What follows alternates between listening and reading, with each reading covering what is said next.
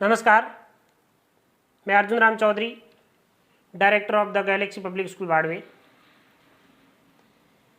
मैं आज आपके सामने एक बहुत ही महत्वपूर्ण वीडियो लेके आ रहा हूँ, जिसका सभी को इंतजार था और सब लोग मेरे से डिस्कस कर रहे थे कि कैसे होगा, क्या कैसे होगा।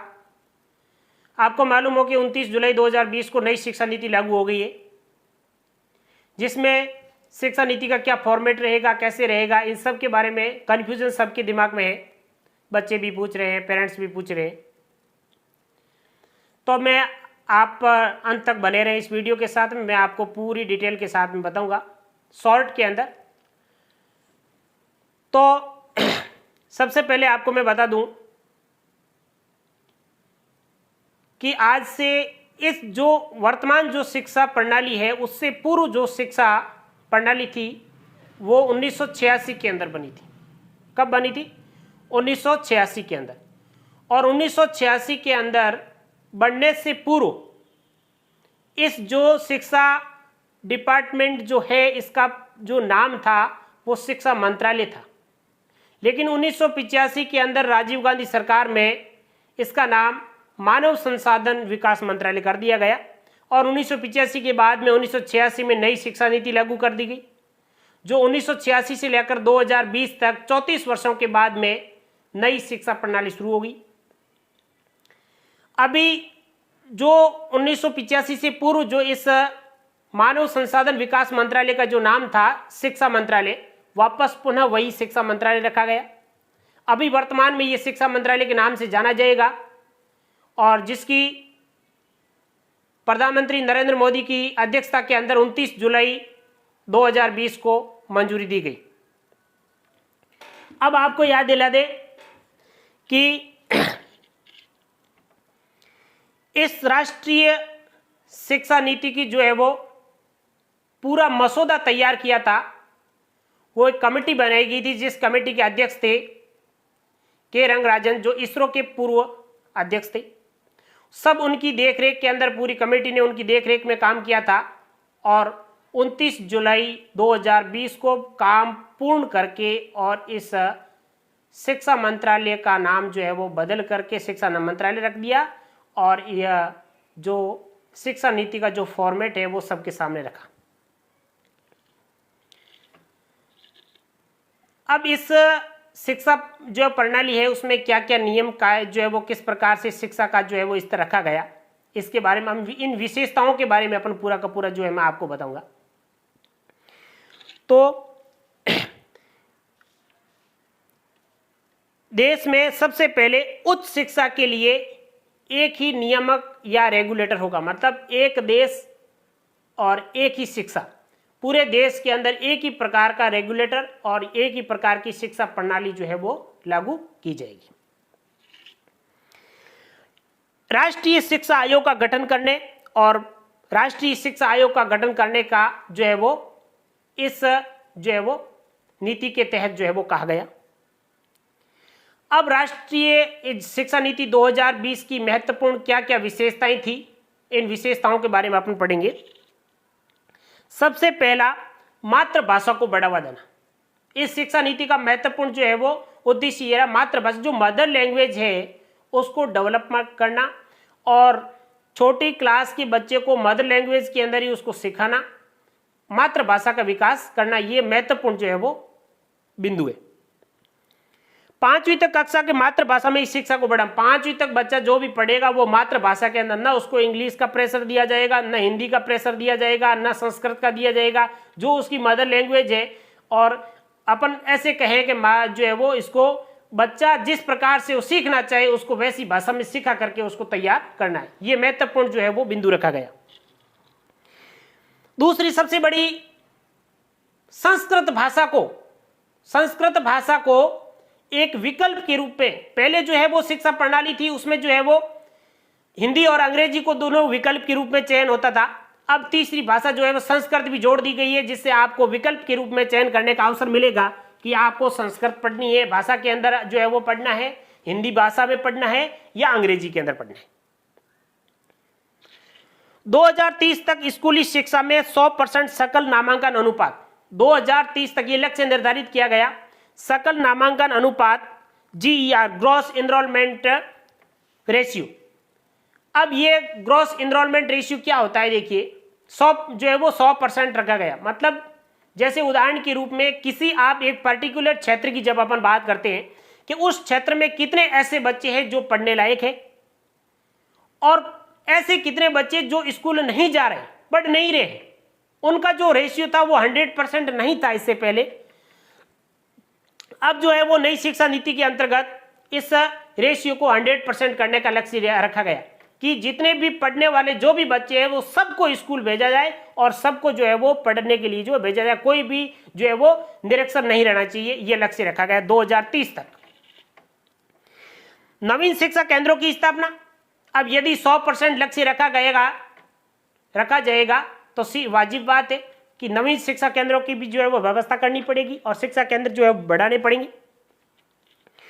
और शिक्षा का अधिकार अधिनियम कानून के तहत पहले 6 से लेकर 14 वर्ष तक बच्चे का जो शिक्षा का अधिकार का अधिनियम कानून ये कहता था कि बच्चे का अधिकार है वो शिक्षा का 6 से लेकर के 14 वर्ष तक। अब उस दायरे को बढ़ा दिया गया है। जो प्रारंभिक एज है वो 6 वर्ष थी, 6 वर्ष से घटा करके 3 वर्ष कर दिया गया और अंतिम जो 14 वर्ष थी, 14 से बढ़ा करके वो 18 वर्ष कर दी। मतलब 3 वर्ष से लेकर के 18 वर्ष तक बच्चे का शिक्षा का अधिकार अधिनियम कानून ये कहेगा उसको पढ़ने का अधिकार है।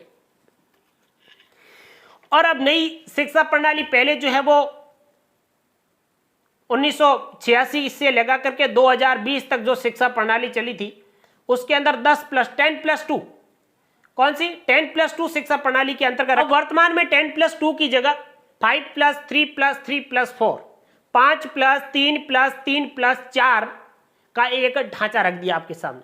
अब ये लंबा थोड़ा ज्यादा होने की वजह से हर किसी को कंफ्यूजन रहेगा, 5 क्या है, फिर अगला 3 क्या है, फिर अगला 3 क्या है, फिर अगला 4 क्या है। तो 10+2 की जगह जब 10+2 था उस 10+2 की जगह अब क्या है 5+3+3+4 5+3+3+4।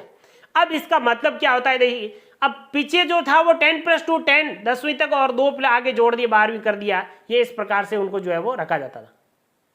अब यहाँ पे जो है वो ये शिक्षा का जो ढांचा है वो ये कहता है 5 का मतलब क्या है, फिर आगे 3 का मतलब क्या है, ये अपन विस्तार से पढ़ते हैं।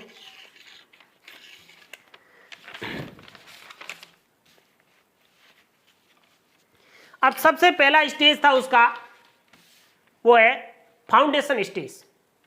बच्चे का फाउंडेशन स्टेज कहलाएगा।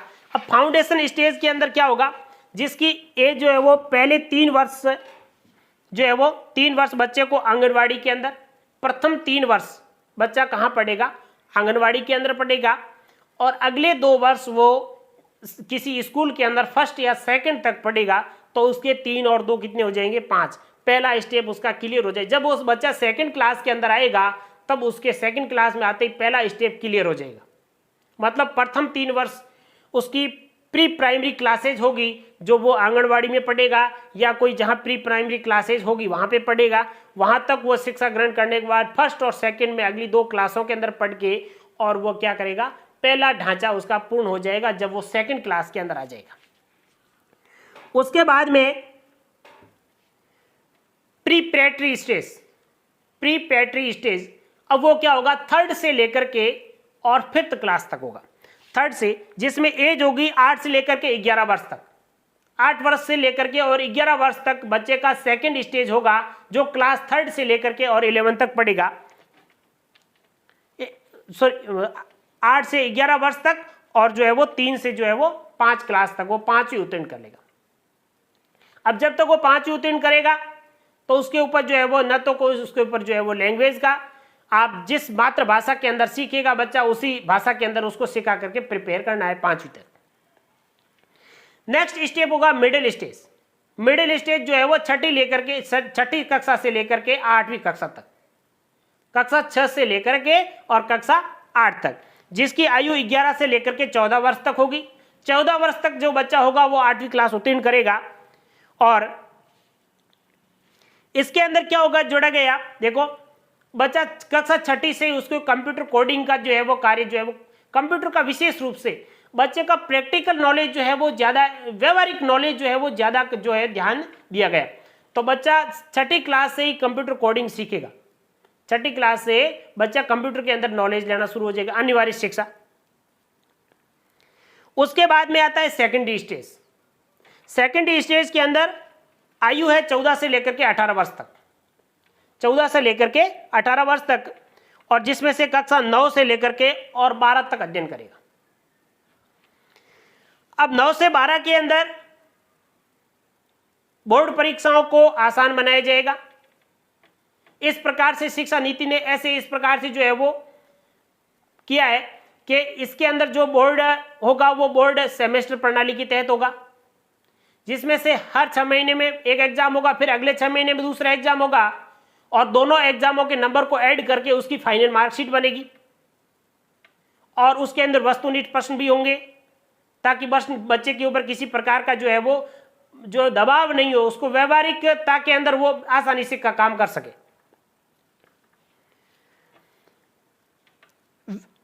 उसके अंदर जो वस्तुनिष्ठ प्रश्न भी होंगे और व्याख्यात्मक दोनों 2 भाग होंगे।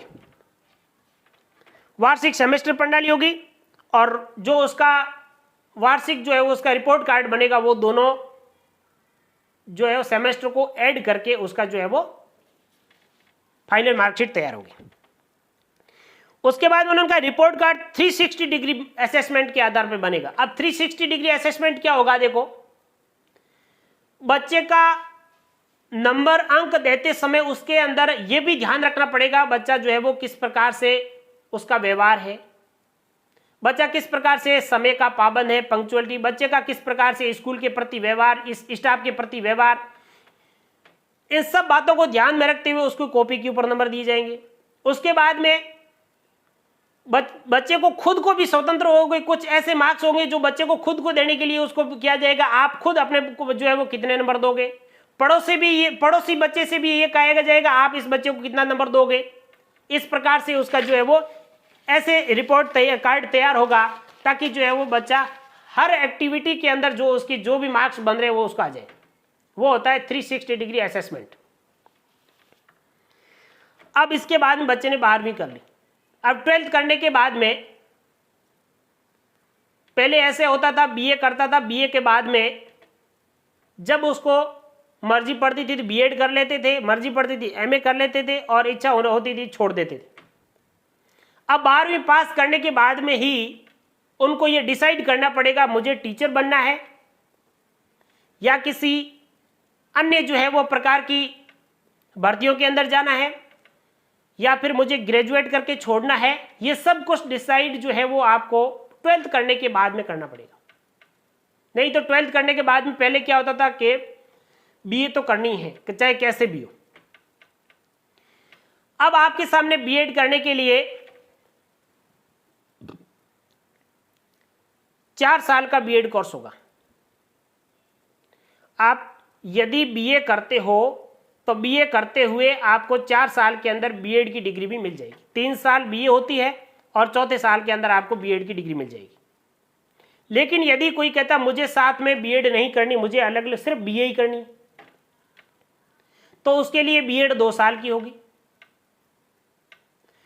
और यदि वो बीए करेगा, बीए के बाद में एमए कर लेगा, फिर एमए 1 साल की होगी, और एमए के बाद में बीएड करेगा तो उसको बीएड 1 साल की हो जाएगी। इस प्रकार का जो है वो फॉर्मेट रखा गया है।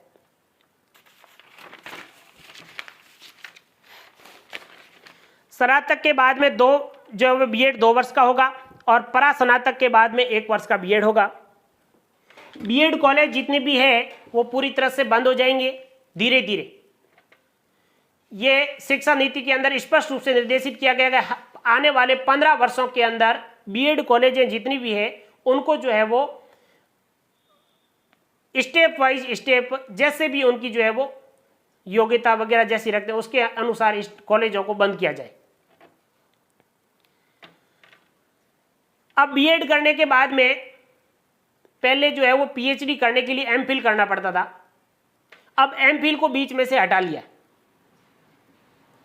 और सीधा आप पीएचडी कर सकते हो। कहने का मतलब है यदि आपने बीए की, बीए के बाद में कंटिन्यू आप करते हो तो 4 साल में आपको बीएड की डिग्री मिल जाएगी, 1 साल में एमए की डिग्री मिल जाएगी और अगले साल में आप पीएचडी के अंदर एग्जाम जो है वो आप जो है जो एडमिशन ले सकते हो।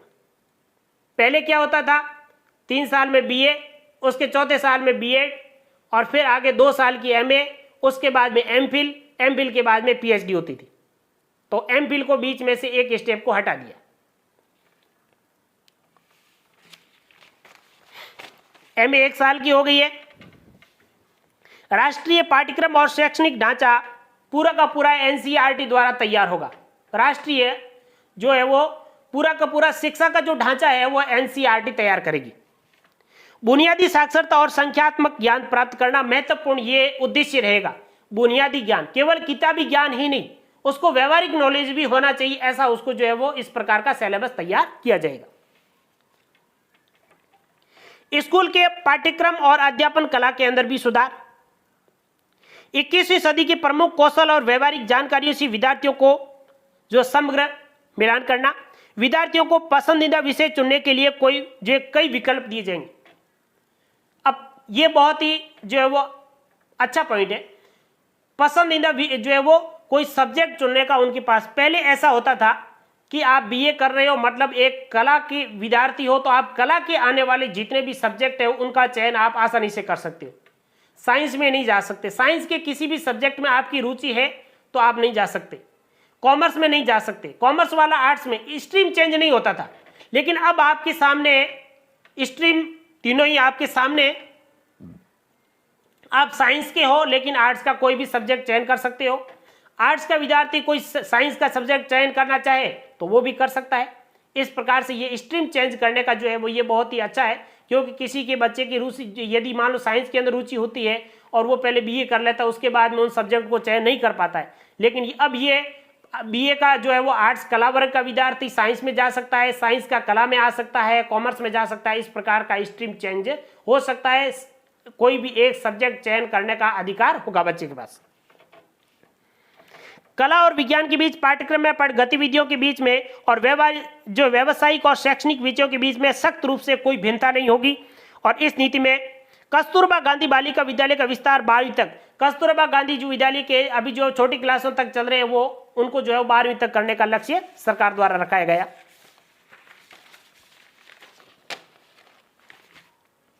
समान और समावेशी शिक्षा, सामाजिक और आर्थिक दृष्टि से वंचित समूहों के अवसर उपलब्ध कराने पर बल दिया जाएगा।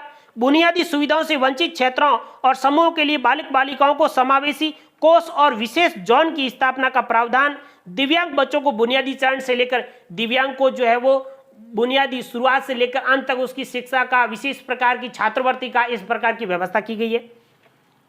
उच्च शिक्षा तक नियमित शिक्षा प्रक्रिया को पूरी तरह से भाग लेने में सक्षम बनाया जाएगा। प्रभावकारी शिक्षक भर्ती और स्कूल प्रशासन, प्रभावकारी शिक्षक भर्ती जो है वो प्रभावकारी होगी। अब कैसे होगी प्रभाव, देखो, शिक्षक भर्ती प्रभावकारी और पारदर्शी प्रक्रियाओं द्वारा होगी। पदोन्नति कार्य प्रदर्शन का आंकलन द्वारा होगा, पदोन्नति भी होगी उनका आंकलन के द्वारा। बुनियादी ढांचागत सुविधाओं की शैक्षणिक और पुस्तकालय प्रोफेशनल शिक्षक समुदाय की उपलब्धता पर जोर दिया जाएगा। स्टेट स्कूल जो है वो स्टैंडर्ड जो अथॉरिटी है उसका गठन का प्रावधान किया गया। टेट होगी और टेट पहले जो है वो 8th क्लास तक होती थी, अब 3rd ग्रेड के लिए अब जो है वो 2nd ग्रेड के भी उनको भी जो है वो टेट से गुजरना पड़ेगा और टेट के साथ साथ में उनको जो है वो इंटरव्यू से गुजरना पड़ेगा। और स्थानांतरण बिल्कुल नहीं होगा। ट्रांसफर जितने भी होते थे राजनीतिक दबाव से या किसी भी रूप में जो है वो ट्रांसफर, उसका स्थानांतरण इधर से इधर करने का जो प्रावधान होता था वो अब बिल्कुल बंद हो जाएगा। जैसे ही उसका प्रमोशन होगा और प्रमोटेड होने के बाद में जो उसकी अगली स्कूल के अंदर कोई भी स्थानांतरण की संभावना होगी तो होगा, वरना नहीं होगा। उच्चतर शिक्षण, वर्ष 2018 के 26.3% के सकल नामांकन अनुपात को बढ़ाकर 2035 तक 50% करने का जो उच्चतर शिक्षा है, उस उच्चतर शिक्षा के अंदर जो अभी वर्तमान के अंदर है वो 26.3% है। कितना है? 26.3%। अब 2035 तक ये लक्ष्य निर्धारित किया गया कि 15 वर्षों के अंदर जो है वो कितना किया जाए, 50%। क्योंकि उच्चतर शिक्षाओं के अंदर 100% जो है वो लक्ष्य निर्धारित हो ही नहीं सकता। जो है वो सभी जितने भी पढ़े हो वो 100% जो है वो उच्चतर शिक्षाओं में जाए, ये पॉसिबल भी नहीं, क्योंकि 12th या 10th के बाद में कोई भी नौकरी जॉब लगनी शुरू हो जाती है गवर्नमेंट में भी, तो कुछ जो है वो उच्चतर शिक्षाएं बीच में छोड़ देते हैं। सरकार भी नहीं चाहती और पॉसिबल भी नहीं है, इसलिए सरकार ने कितना जो है लक्ष्य रखा है, 50% का लक्ष्य रखा कि उच्चतर शिक्षाओं के अंदर अभी जो है वो 26% ही है, 50% हो जाए 2035 तक। उच्चतर शिक्षण संस्थानों में 3.5 करोड़ नई सीटें जोड़ी जाएगी। उच्चतर जो शिक्षण संस्थाएं हैं उन पे 3.5 करोड़ नई सीटें जोड़ी जाएगी। अंडर ग्रेजुएट शिक्षा के कोर्स को 3 वर्ष से 4 वर्ष करने का प्रावधान। अंडर ग्रेजुएट जो कोर्स है उसको 3 वर्ष से 4 वर्ष, अंडर ग्रेजुएट जो कोर्स है बीए जो अपन कर रहे हैं, बीए बीएससी या जो है वो बीकॉम, अब उसके अंदर 3 वर्ष से 4 वर्ष करने का क्या प्रावधान है देखिए। सबसे पहले क्या होता था, यदि कोई विद्यार्थी बीए करता था, फर्स्ट ईयर का फॉर्म भर के फर्स्ट ईयर करता था, प्रथम वर्ष करने के बाद में पढ़ाई छोड़ देता था और 8-10 साल बाद में उसकी जैसे नींद खुलती थी देखता था कि मेरे को भी आगे करना है, तो उसका जो है वो पॉसिबल नहीं था, क्योंकि वो 1 साल छोड़ दिया बीच में, वो उसका गया। 2 साल करने के बाद में आगे जो है वो फाइनल ईयर नहीं किया तो भी उसके कोई काम का नहीं। जब तीसरा वर्ष करता था तो उसको ग्रेजुएट की डिग्री मिलती थी। अब ऐसा नहीं होगा। 1 साल यदि कोई करता है, 1 साल उसका जो है वो समय व्यतीत और पढ़ाई करता है, तो उसके लिए 1 साल में उसको सर्टिफिकेट मिल जाएगा। 1 साल के अंदर प्रथम वर्ष जैसे ही किया उसको सर्टिफिकेट मिल जाएगा। अब उसके बाद में द्वितीय वर्ष करेगा तो आगे द्वितीय वर्ष 10 साल बाद में करेगा तो भी वैलिड है, क्योंकि उसके पास सर्टिफिकेट है प्रथम वर्ष का। प्रथम वर्ष के बाद में द्वितीय वर्ष में जैसे ही होता था, द्वितीय वर्ष करने के बाद उसको क्या मिलेगा, डिप्लोमा।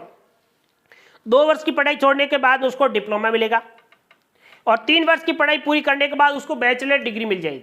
वो 3 साल के बाद में ग्रेजुएट हो जाएगा और 4 वर्ष के बाद में शोध के साथ में बैचलर, और 4 वर्ष पूरा करेगा तो उसको एक शोध के साथ में जो है बैचलर की डिग्री मिलेगी। भारतीय उच्च शिक्षा आयोग का गठन चिकित्सा और कानूनी शिक्षा को छोड़कर बाकी महाविद्यालयों की संबद्धता अगले 15 वर्षों के चरणबद्ध तरीके से समाप्त की जाएगी। ये मैंने पहले भी बताया था। क्या है, सिर्फ जो है वो कानूनी शिक्षा और जो है वो आपकी जो है वो हेल्थ, इनसे संबंधित शिक्षा को छोड़ करके बाकी जो भी है संबंधित जो कॉलेज है वो 15 वर्षों तक जो है वो नियमित अंतराल के अंदर चरणबद्ध तरीके से उनकी मान्यताएं समाप्त कर दी जाएगी तथा महाविद्यालयों को क्रमिक स्वायत्तता प्रदान करने हेतु एक तंत्र विकसित किया जाएगा। शोध को बढ़ावा देने हेतु एक शीर्ष निकाय के रूप में नेशनल रिसर्च फाउंडेशन की स्थापना की जाएगी। शोध ज्यादा से ज्यादा जो है वो रिसर्च करने का जो है वो उनके ऊपर एक ऐसी संस्था का निर्माण किया जाएगा जो सबसे ज्यादा जो है रिसर्च के ऊपर, मतलब सबसे ज्यादा यही दिया गया कि किताबी ज्ञान को छोड़ करके और व्यवहारिकता के अंदर जो है वो आगे उसके व्यवहारिकता का ढांचा जो है वो शिक्षा का स्तर उसको वो बढ़े।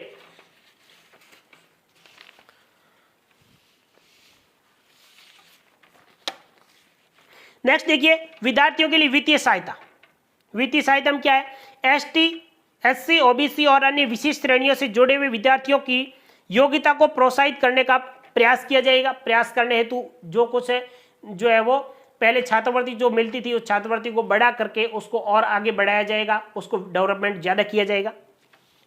छात्रवृत्ति प्राप्त करने वाले विद्यार्थियों की प्रगति की समर्थन और उनकी प्रगति के ट्रैक करने के लिए एक राष्ट्रीय छात्रवृत्ति पोर्टल का विस्तार है। एक राष्ट्रीय छात्रवृत्ति एक अलग से ये पोर्टल बनाया जाएगा जिसके ऊपर जो है वो सारा बच्चों का जो है वो छात्रवृत्ति और उनका जो है वो रिकॉर्ड, ट्रैक रिकॉर्ड जो भी होगा उसके ऊपर अवेलेबल होगा। ऑनलाइन शिक्षा और डिजिटल शिक्षा को बढ़ावा देना। गुणवत्तापूर्ण शिक्षा और वैकल्पिक साधनों की तैयारियों को सुनिश्चित करने के लिए एकल और उच्च शिक्षा दोनों की ई शिक्षा की जरूरतों को पूरा करने के लिए शिक्षा मंत्रालय में डिजिटल संरचना, डिजिटल कंटेंट और क्षमता निर्माण के उद्देश्य से एक समर्पित इकाई बनाई जाएगी। डिजिटल शिक्षा को बढ़ावा देना मुख्य लक्ष्य रखा गया। सॉरी, डिजिटल शिक्षा को बढ़ावा देने के लिए नेशनल एजुकेशन टेक्नोलॉजी जो है वो फॉर्म बनेगा जिसमें से शिक्षण प्रशिक्षण के साथ साथ अध्ययन और आकलन तकनीकी अहम हिस्सा बनेगी। क्षेत्रीय भाषाओं के अंदर अध्ययन के लिए ई सामग्री उपलब्ध कराई। क्षेत्रीय भाषाएं जो बोली जाती है उन भाषाओं के अंदर भी जो है वो नेटवर्किंग के माध्यम से उनको जो है वो सामग्री उपलब्ध करवाई जाएगी। प्रौढ़ शिक्षा 2030 तक 100% युवा और प्रौढ़ जो है वो साक्षरता की प्राप्ति का लक्ष्य। 2030 तक 100% कोई अनपढ़ नहीं हो, 1% भी वो लक्ष्य निर्धारित किया गया। शिक्षा के क्षेत्र में जीडीपी का 6% तक निवेश करने का लक्ष्य रखा गया। जीडीपी का 6% का निवेश शिक्षा के क्षेत्र में करने का लक्ष्य रखा गया। अभी वर्तमान के अंदर जो है वो 4.43% है, 4.43% है और शिक्षा के क्षेत्र को जो है वो आगे बढ़ाने के लिए जीडीपी का 6% तक उसका लक्ष्य रखा गया। यह है आपके शिक्षा नीति 2020 का जो है वो खास बातों का जो है वो जिक्र किया मैंने। वैसे तो जो बहुत बड़ी 600 पेज की जो है वो शिक्षा नीति है, अपन बहुत सारा विस्तार से अध्ययन करें एक एक टॉपिक के ऊपर तो जो है वो बहुत ज़्यादा लंबा टाइम लगता है। ये आप मुख्य रूप से जितनी अपने को ज़रूरत खास जरूरत पड़ती है, इसके बाद में धीरे धीरे जैसे जैसे टाइम बढ़ेगा वैसे वैसे अपने को शिक्षा प्रणाली पूरी तरह समझ में आ जाएगी। क्योंकि शिक्षा प्रणाली ऐसा तो है नहीं कि 2020 या 1 साल के लिए या 2 साल के लिए, कम से कम 15-20 साल तो कम से कम रहेगी। तो 15-20 साल तक जो है वो अपने को अच्छी तरह समझ में आ जाएगी।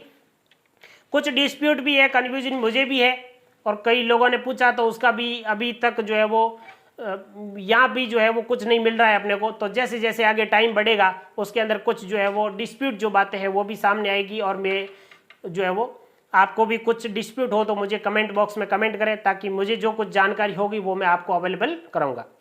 धन्यवाद।